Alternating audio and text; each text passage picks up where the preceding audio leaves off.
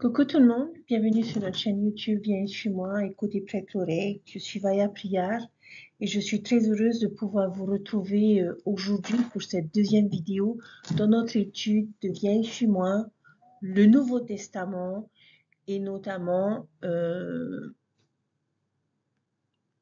Jean chapitre 1.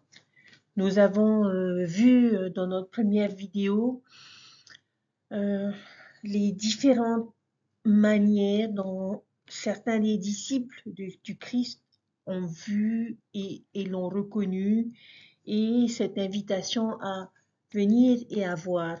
Et aujourd'hui, dans notre deuxième vidéo, c'est principalement sur ce sujet que j'aimerais m'attarder aujourd'hui. Je vous demande de penser à un de vos endroits préférés où vous aimez partir en vacances et de vous demander pourquoi vous l'aimez tant. Il peut s'agir d'une rivière, d'un camping, d'une ville où vous vous rendez chaque année en famille. Cela pourrait être un parc d'attractions, comme c'est le cas pour mes enfants, qu'ils aiment visiter, une plage, un parc national, une île ou peut-être juste une croisière, un pays ou une ville que vous avez visité, un endroit que vous aimez aller voir. Maintenant, si vous deviez convaincre quelqu'un, pourquoi est-ce qu'il devrait également vouloir aller visiter cet endroit? Que diriez-vous? Qu'est-ce qui rend cet endroit si merveilleux? Qu'est-ce qui en vaut la peine? Pourquoi désirerions-nous y voyager? Je pense que l'on pourrait passer des heures à essayer de convaincre une personne pourquoi notre lieu vaut la peine d'être visité. Mais quelle pourrait être la meilleure façon de l'aider à vraiment savoir ce qui rend cet endroit ou cette destination tellement spéciale? Le seul moyen pour eux de vraiment comprendre à quoi ressemble cet endroit, ils ont juste besoin de le voir par eux-mêmes. C'est la seule façon pour eux de vraiment savoir pourquoi l'effort pour y arriver en vaudrait la peine. Vous pourriez les inviter à venir avec vous. Vous pourriez les encourager à y aller eux-mêmes. Vous pourriez leur dire, tu sais quoi, tu n'as qu'à y aller. Et crois-moi, ça en vaudra la peine. C'est la chose la plus, je pense, naturelle au monde pour nous en tant que personnes lorsque nous avons vécu une expérience incroyable ou nous avons vu quelque chose de remarquable ou lorsque nous avons vécu un événement passionnant. Quoi de plus naturel que de vouloir partager cela avec ceux qui nous entourent et en particulier nos amis et notre famille? Que faites-vous le lendemain après avoir vu un bon film ou mangé dans un restaurant fantastique? Vous essayez de convaincre les autres d'aller voir ou d'essayer aussi. C'est aussi l'une des choses les plus amusantes d'être parent. C'est montrer à nos enfants tous nos films préférés, les emmener dans des randonnées ou leur faire des voyages que nous avons aimés lorsque nous étions enfants, ou bien les accompagner pour la première fois dans un manège qui a été le manège de notre enfance préféré, que ce soit à Disneyland, à Knott's Berry Farm ou n'importe où, et juste voir leurs yeux s'illuminer. C'est la chose la plus passionnante à vivre, de revivre cette chose pour la première fois nous-mêmes et de la voir à travers les yeux de quelqu'un que nous aimons. Cette envie de partage nous vient naturellement. Lorsque nous avons vécu quelque chose de grand, nous voulons que les autres en fassent aussi l'expérience. En tout cas, du moins je l'espère pour chacun d'entre vous. Maintenant, pourquoi est-ce que je vous fais part de ces choses? Tout simplement parce que cette idée nous amène au prochain grand principe que je pense que le chapitre 1 de Jean peut nous enseigner. Nous avons commencé cette leçon en parlant de l'expérience de Jean et André avec la découverte de notre Sauveur Jésus-Christ. Et vous rappelez-vous qui les a dirigés vers le Christ? C'était Jean-Baptiste. Juste une petite note rapide, vous remarquerez dans ce chapitre 1 que les versets 6 à 8 et les versets 20 à 34 parlent spécifiquement de la mission et du témoignage de Jean-Baptiste. Il est un acteur majeur dans l'introduction de Jean, mais nous n'allons pas approfondir autant sur lui aujourd'hui et sur ces versets cette semaine parce que le rôle et les enseignements de Jean-Baptiste vont être l'un des principaux axes de notre leçon de la semaine prochaine. Cependant, j'aimerais le signaler, le citer comme un exemple puissant de notre prochain principe ici dans ce chapitre. Jean-Baptiste était déjà venu pour voir le Christ en tant que Messie, Sauveur, Lumière et Fils unique et tous les autres titres merveilleux que nous avons déjà eu l'occasion de voir dans nos lectures. Alors, qu'est-ce qu'il a fait? S'est-il juste assis à la maison? S'est-il réjoui du fait qu'il savait qui était le Messie? S'est-il promené d'un air satisfait d'avoir eu le privilège d'être le porteur de ce grand secret? Bien sûr que non, chers frères et sœurs. Quand le moment était venu, il a passé le mot. Il en a parlé à tout le monde. Il a proclamé triomphalement en désignant Jésus comme l'agneau de Dieu. Voici l'agneau de Dieu. C'était sa version de venez et voyez. Et c'est ce qu'ils font et par conséquent, eux aussi se convertissent et deviennent des disciples du Christ. Alors, chers frères et sœurs, quel est ce premier principe que nous découvrons dans ce chapitre? Une fois que nous avons trouvé le Christ, nous devons inviter les autres à venir le voir aussi. Maintenant, pouvez-vous, dans ce chapitre, trouver d'autres exemples de cette vérité dans les versets restants de Jean chapitre 1? Et lorsque nous lisons ce chapitre, nous le trouvons dans les versets 41 et 42 où il est dit qu'André trouve d'abord son propre frère Simon et lui dit « Nous avons trouvé le Messie qui est interprété le Christ. » Et il l'a amené à Jésus. Ensuite, Pierre rencontre Jésus et devient également son disciple. Nous le voyons aussi au verset 45, après que Philippe soit devenu un disciple du Christ. Verset 45, Philippe trouve Nathanaël et lui dit « Nous avons trouvé celui dont Moïse, dans la loi et les prophètes ont écrit, Jésus de Nazareth, fils de Joseph. » Et nous voyons cette interaction avec Nathanaël qui va refléter, je dirais, une attitude ou une réaction commune que nous rencontrons aujourd'hui lorsque nous invitons ceux qui sont autour de nous à venir au Christ. Au départ, Nathanaël est un bon exemple de ces personnes que Jean a mentionnées un peu plus tôt dans le chapitre, c'est-à-dire ces personnes qui ne le comprendraient pas, qui ne le connaîtraient pas et qui ne le recevraient pas. Pourquoi ne le reçoivent-ils pas? Nathanaël dit, peut-il sortir quelque chose de bon de Nazareth? C'est une réponse un peu courante dans le monde. Ce sont les préjugés, le doute, le scepticisme. Nazareth? Pourquoi le Messie sortirait-il de Nazareth? C'est une ville sans nom. Il pourrait sortir de Jérusalem peut-être, mais pas ce petit hameau galiléen perdu. C'est peu probable. Et cela nous rappelle également la réaction de beaucoup de personnes vis-à-vis du prophète Joseph Smith. Un garçon de ferme, sans instruction, du nord de l'État de New York. Un prophète?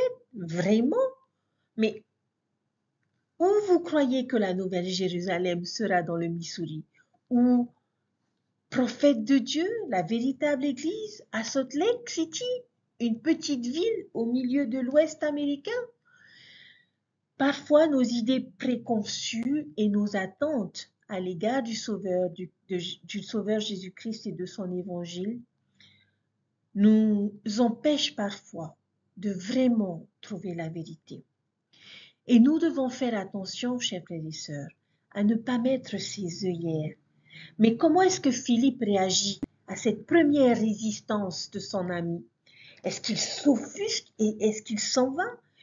Est-ce qu'il s'assied là et essaye de le raisonner pour qu'il devienne disciple du Sauveur? Est-ce qu'il se dispute avec l'incrédulité et le cynisme de Philippe? Bien sûr que non. Que fait-il? Et comment son exemple peut-il nous aider dans nos efforts pour inviter? Il dit simplement, viens et vois. Et il amène son ami au Christ. Je pense que c'est un bon modèle, un bel exemple à suivre, chers frères et sœurs, pour nous. Personne ne sera jamais raisonné dans l'Église. Vous n'argumenterez jamais une personne pour qu'elle se convertisse. Nous ne menaçons pas, nous ne mendions pas, nous invitons juste et nous disons, venez et voyez. Venez simplement à l'église, voyez ce que vous en pensez. Il suffit juste de lire une partie du livre de Mormon.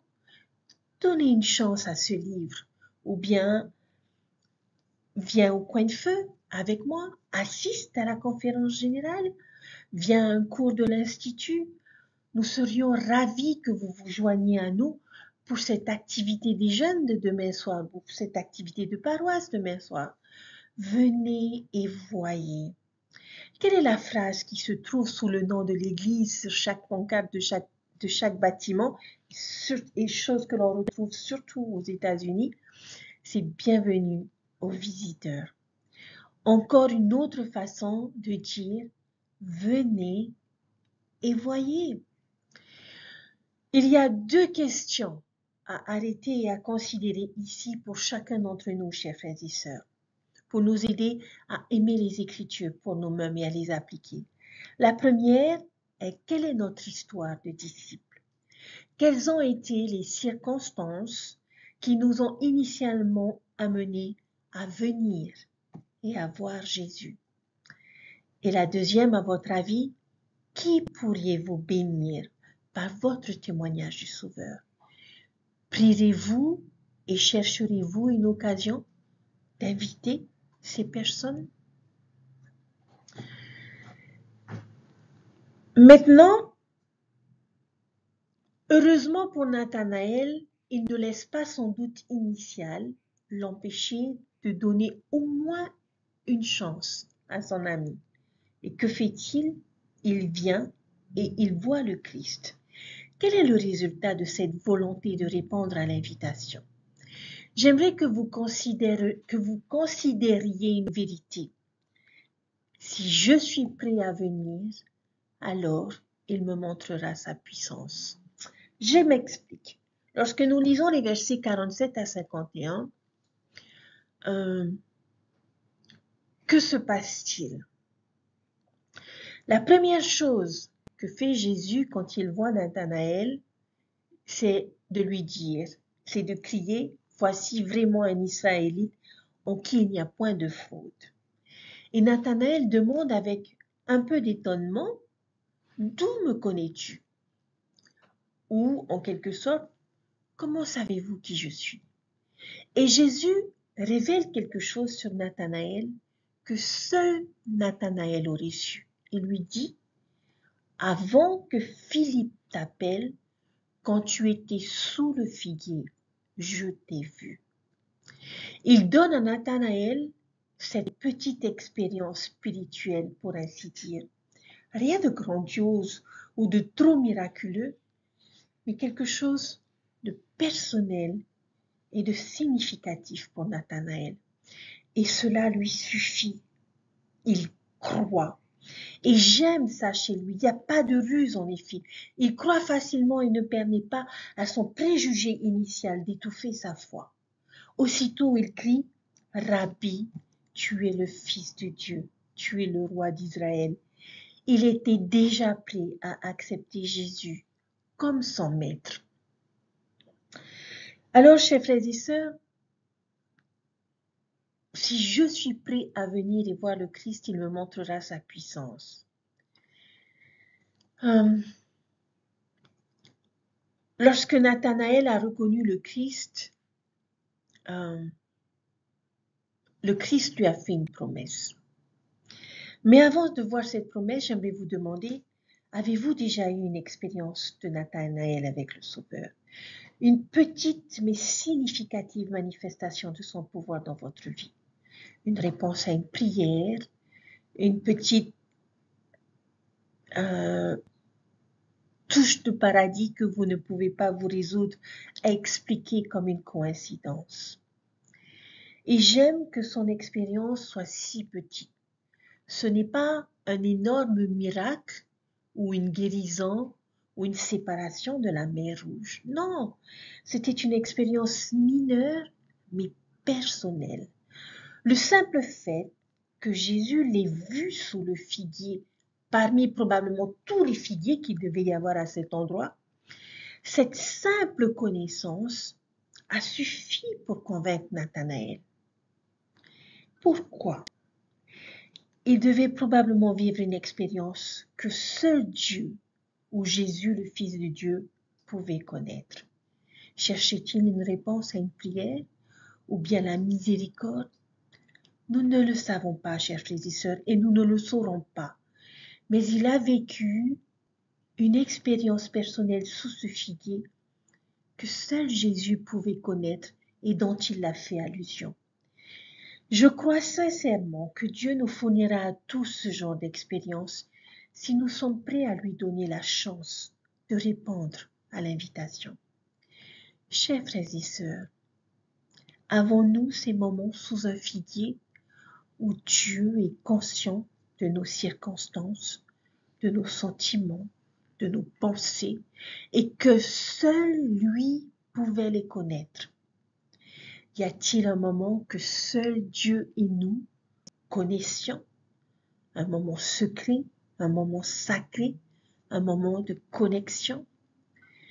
Je suis sûre, chers frères et sœurs, que nous avons tous ces moments où nous recevons le témoignage que Dieu nous connaît, nous aime et est conscient de ce que nous endurons. Et chacun de ces moments sont précieux. Nathanaël ne croyait pas et il était sous ce figuier et Dieu le connaissait d'avance, tout comme lui, nous pouvons nous attendre à ce que Dieu entre dans notre histoire parce qu'il nous a vus, parce qu'il nous comprend, parce qu'il nous connaît et qu'il connaît les désirs de notre cœur. Exercez, chers frères et sœurs, une petite parcelle de foi ou pas plus que le désir de croire. Je suis reconnaissante envers mon Père céleste, qui est toujours prêt à confirmer la foi, personnellement et puissamment, à ceux qui répondent à son appel. Et puis, comment Jésus répond-il à la déclaration de Nathanaël? Ce que j'aime beaucoup, et je suis sûre qu'il l'a dit avec un grand sourire sur son visage. Si heureux de la foi facile de Nathanaël. Verset 50, Jésus lui répondit et lui dit, « Parce que je t'ai dit que je t'ai vu sous le figuier, crois-tu? Tu verras des choses plus grandes que celles-ci. » Et il lui dit, verset 51, « En vérité, je te le dis, désormais tu verras le ciel ouvert et les anges de Dieu monter et descendre sur le Fils de l'homme. » En d'autres termes, chers frères et sœurs, Nathanaël, parce que tu as cru, parce que je t'ai dit que je t'avais vu sous le figuier, a été suffisant pour te convaincre. Et combien c'était merveilleux. Mais tu sais quoi, Nathanaël? Tu vas voir des choses bien plus grandes que cela. Ta foi va être récompensée par des manifestations de plus en plus grandes de mon esprit. Prépare ton âme à voir les cieux s'ouvrir et les anges montaient et descendaient. En quelque sorte, c'est Nathanaël, attache ta ceinture parce que tu vas voir des choses que tu n'aurais jamais cru possibles. Et il le fera, n'est-ce pas? Et ça me fait penser à cette entrevue que le président Nelson avait eue où il a dit « Prenez vos vitamines parce que beaucoup de choses arriveront. » Chers frères et sœurs, peut-être pourrions-nous ajouter à ce principe ici, si je suis prêt à venir et voir Christ, alors il me montrera des manifestations de plus en plus grandes de sa puissance tout au long de ma vie. Êtes-vous prêts, chers frères et sœurs, à voir de grandes choses dans les mois à venir, alors que nous étudions la vie de notre Sauveur Jésus-Christ? Rappelez-vous, chers frères et sœurs, que le public principal de Jean est composé de ceux qui sont déjà des disciples du Christ. Ce chapitre peut nous servir de rappel de nos expériences initiales avec la divinité de notre Sauveur, mais aussi de plus grandes choses à venir, de plus grandes manifestations de la puissance et de l'Esprit du Christ.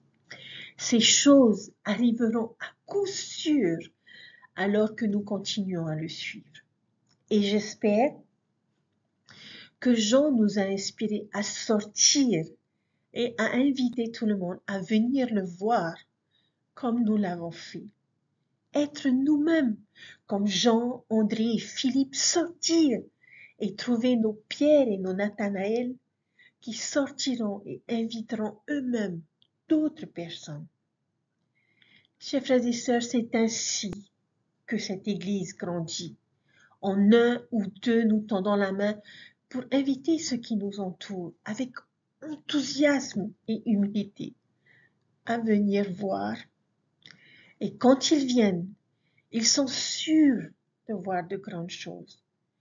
Et je vous témoigne que ce principe est vrai parce que je l'ai vécu moi-même. Dieu m'a montré de grandes choses plusieurs fois. J'ai vu la puissance du Christ dans des petites ou de grandes manifestations. Il est réel, son pouvoir est réel. Et je peux vous promettre que si vous venez à lui, vous verrez également sa puissance.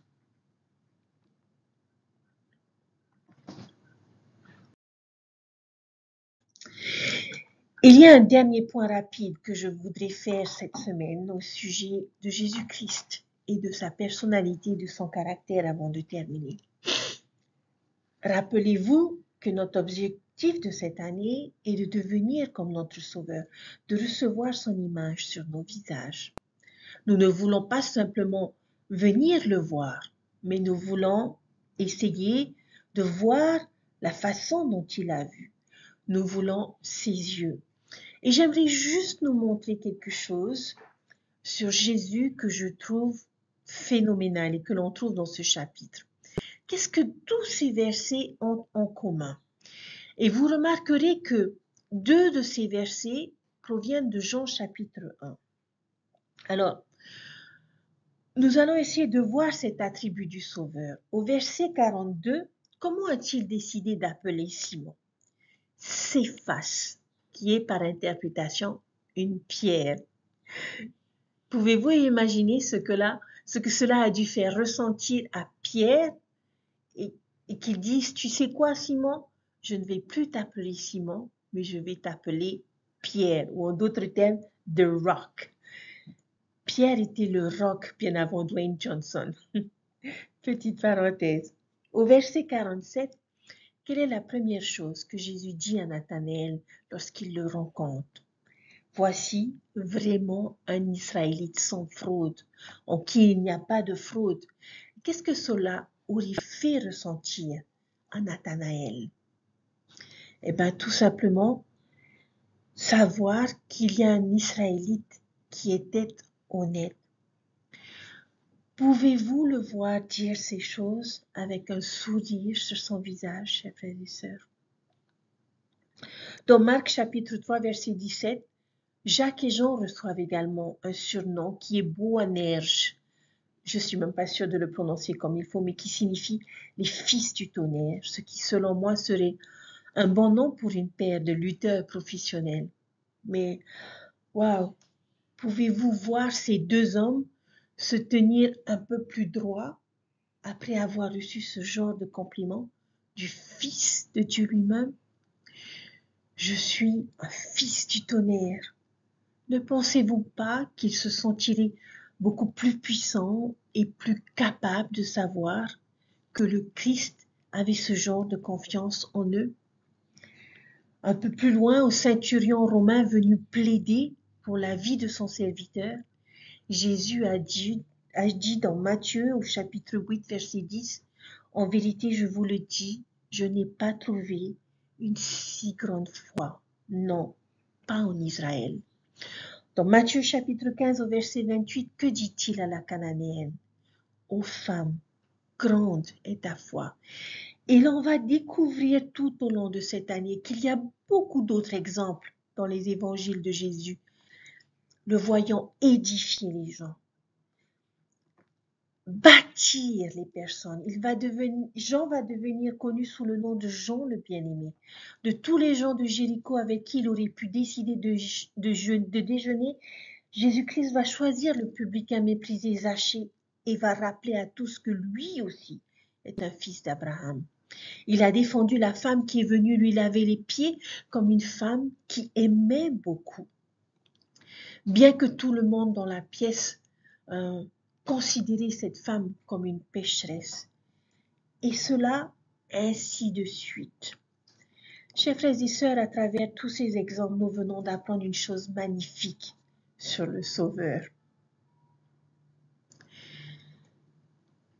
Notre Sauveur Jésus-Christ a toujours cherché à édifier les gens avec des surnoms, avec des louanges, avec des compliments.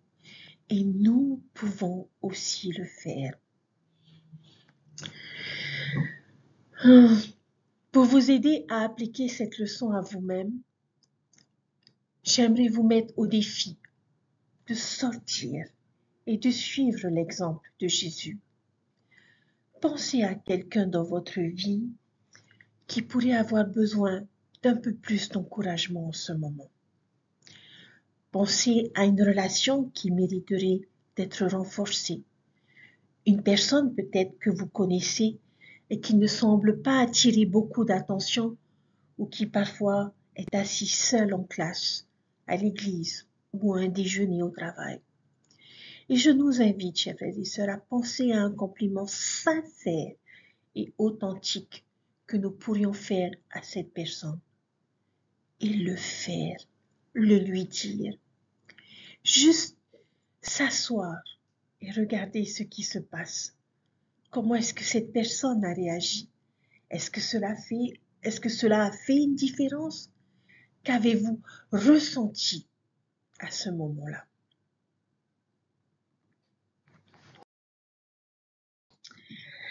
Chers frères et sœurs, la louange a un super pouvoir. Il bénit dans les deux sens. C'est comme le cadeau qui continue de donner.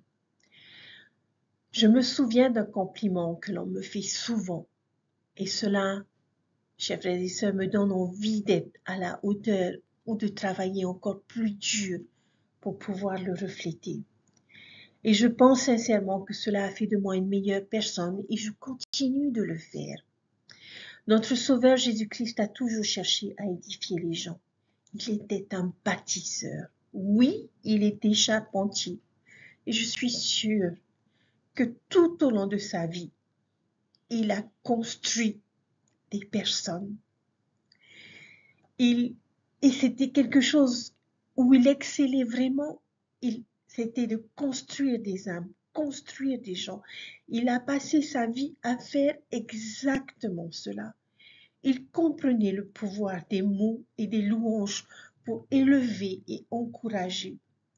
Il a vu la pierre dans Simon. Il a vu l'Israélite sans ruse dans Nathanaël. Il a vu le bien-aimé dans Jean.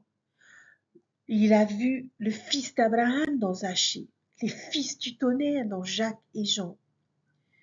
Chers frères et sœurs, puissions-nous faire la même chose. Sortons et construisons les gens. Pour terminer ma vidéo, j'aimerais partager le nom du Christ que j'ai choisi cette semaine. Et ce mot est la parole. Christ est la parole. Il y a tellement de façons de le connaître. Et chacun d'entre nous, chers frères et sœurs, nous pouvons le trouver dans tellement de mots. Il n'y a pas de fin à tout le bien qu'il peut nous apporter. Jean a trouvé l'agneau de Dieu. André a trouvé le Messie.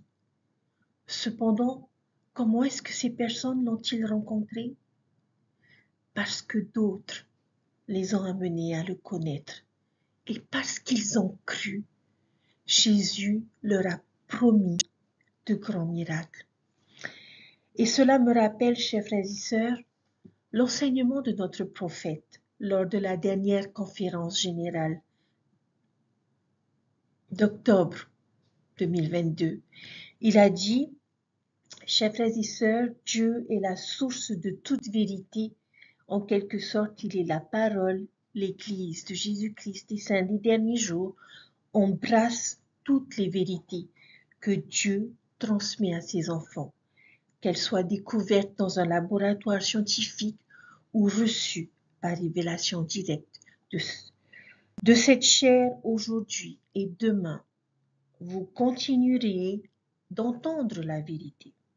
Il nous a invités à noter les pensées qui captent notre attention et celles qui nous viennent à l'esprit et restent dans notre cœur, dans nos prières. Il nous demande de demander au Seigneur de nous confirmer que ce que nous avons entendu est vrai. Et il a dit également, dans un autre discours, « Chers frères et sœurs, bien des choses merveilleuses nous attendent dans les jours à venir.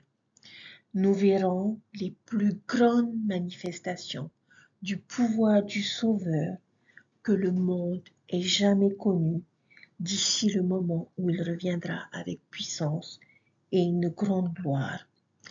Il accordera d'innombrables privilèges, bénédictions et miracles aux fidèles. Chers frères et sœurs, puissions-nous être de ceux qui croient, qui le reçoivent et qui invitent les autres à venir voir de manière à pouvoir être témoins de sa puissance et de ses miracles dans notre vie. Dieu vit, Dieu nous aime, Jésus-Christ est notre Sauveur et Rédempteur. Il est la parole, il est la vie, il est la lumière. Au nom de Jésus-Christ. Amen. Je vous souhaite un bon week-end, une bonne fin de semaine, une bonne étude. Que Dieu vous bénisse. Et puissions-nous être des bâtisseurs d'âme. Prenez soin de vous et je vous dis à très bientôt. Bye.